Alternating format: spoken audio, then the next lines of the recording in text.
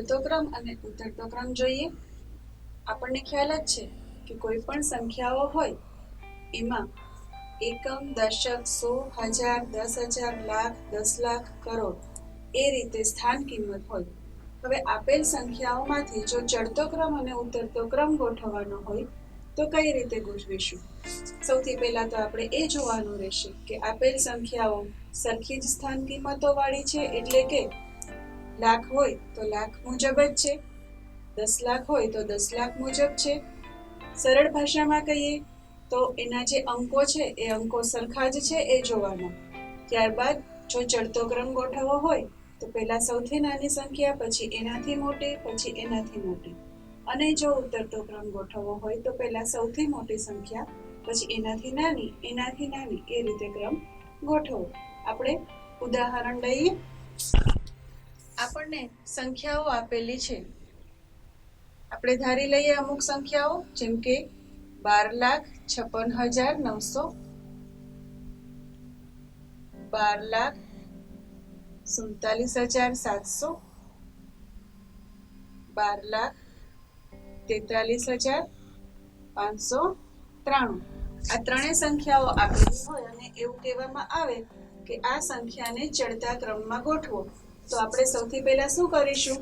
આ સંખ્યા જે છે એના અંકો જોઈશું કે સરખા છે. 1, 2, 3, 4, 5, 6, 7. આમાં પણ 7, આમાં પણ 7. તો હવે શું કરીશું? આપણે પહેલો અંક જોઈશું. પહેલો અંક છે 1, 1, 1. ત્રણેયમાં પહેલો જે અંક છે એ 1 છે. સરખા જ અંક હોવાથી હવે બીજી સંખ્યા જોઈશું. બીજી સંખ્યા છે 2, 2, 2. બીજી સંખ્યા પણ સરખી છે. તો હવે ત્રીજી સંખ્યા જોઈશું. 5, 4, 4. આપણે સૌથી નાની સંખ્યા લેવાની હોય. 4 અને 4 સરખા છે, એટલે હવે આ બંને સંખ્યા જે છે એના પછીની સંખ્યા જોઈશું. કઈ નાની છે? આમાં છે 7, આમાં છે 3. તો આ સંખ્યા છે એ સૌથી નાની છે. આપણે ચડતો ક્રમ ગોઠવવાનો છે, એટલે સૌથી પહેલા લખીશું આ સંખ્યા. તો સૌથી પહેલા 12,43,593. ત્યારબાદનો ક્રમ છે 12,47,700.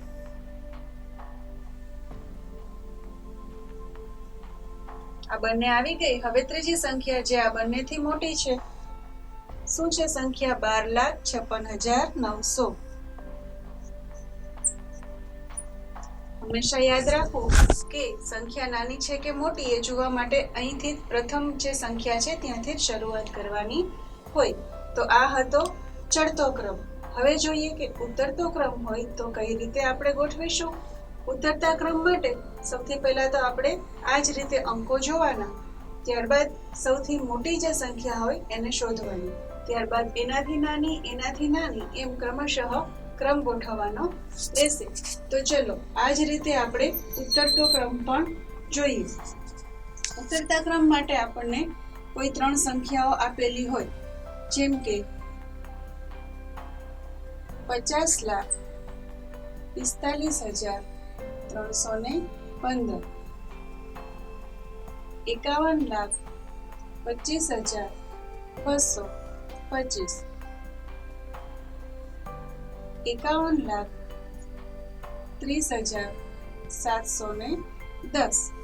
સૌથી પહેલા તો આપણે અંકો જોઈશું. 1, 2, 3, 4, 5, 6, 7. આમાં પણ 7 છે, આમાં પણ 7 છે અને આમાં પણ 7 અંકો છે. એટલે હવે આપણે શું કરીશું? પહેલી સંખ્યા જોઈશું.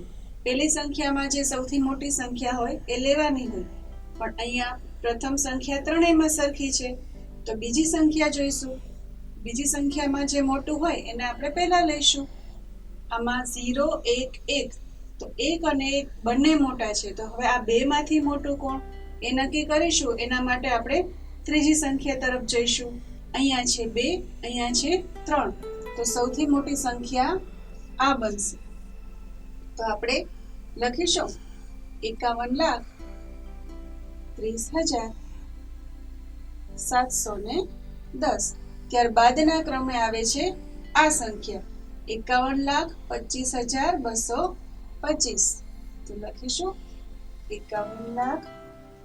25,225 અને ત્યારબાદ ત્રીજી સંખ્યા 51 લાખ કરતા 50 લાખ નાના કહેવાય એટલે છેલ્લે સૌથી નાની સંખ્યા આવશે 50,45,315.